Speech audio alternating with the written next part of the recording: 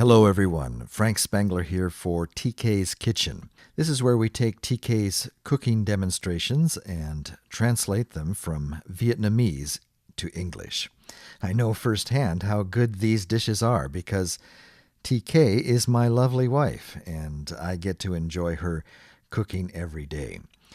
These are actual photos from the meals that I sit down to every evening, and I'm so glad that she has decided to start sharing these with the world so that you can start enjoying them as well. Not only are her meals delicious, you can see that she is really big into presentation. I just love coming home from work to sit down to one of her meals.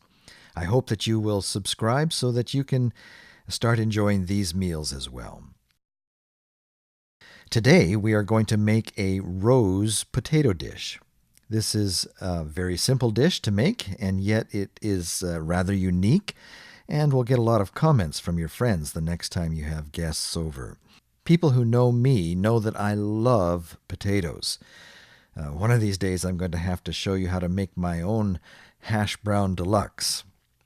But for today's video on potato roses, here are the main ingredients. For the potatoes, note that we have chosen a size that is not too big or not too small. It is good if the potato is about the same size as the opening in the cupcake tray that we'll be using to bake these in. With the number of potatoes we have here, we should be able to make about 5 roses. Melt about half a cup of butter. If you don't want to use butter, you could use your favorite health oil substitute.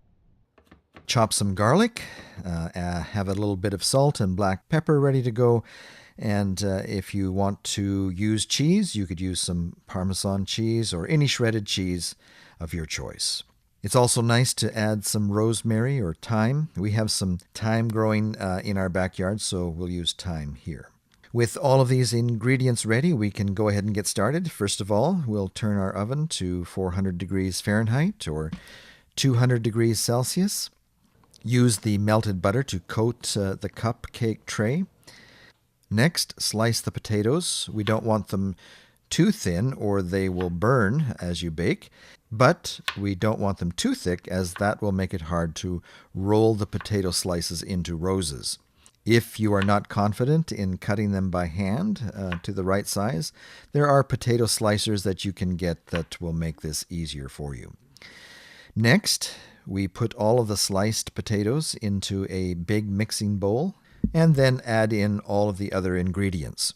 Add the chopped garlic, salt to taste, add pepper to taste, thyme, some of the melted butter, and then mix well.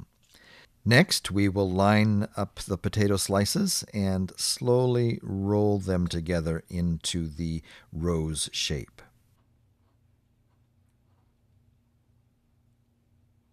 Now, as you place your rose into the cupcake tin, you might find that it starts to unfold because it's just not quite large enough to fill up the hole.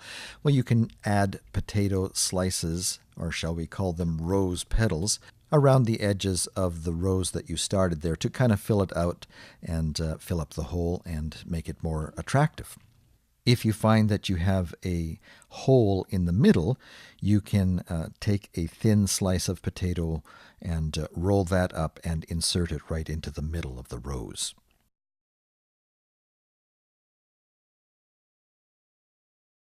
Now, if you are concerned that your potato won't stay together as a rose, you could use a toothpick to stick them together at the bottom of the rose before putting it into the baking tray. Or you could use a little bit of wheat flour in the mixing bowl, and that will help everything stick together a little better. In this video, TK did not use a toothpick or flour at all, and you'll see in a minute how they came out.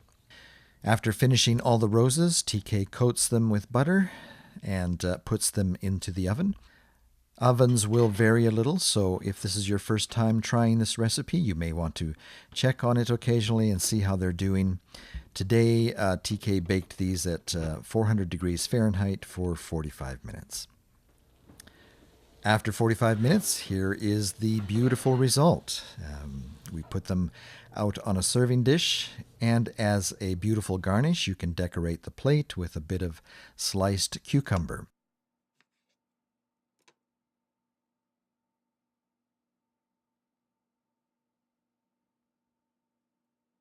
And for just an added touch of presentation, you can take a tomato and also cut that into a shape of a rose.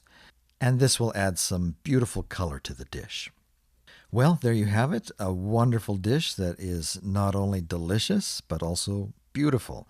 Your guests will be delighted as they come into your home and take in the wonderful smells of this, and then they will enjoy the amazing taste and appreciate the beautiful appearance. As you can see, my wife takes cooking to an art form, and so can you.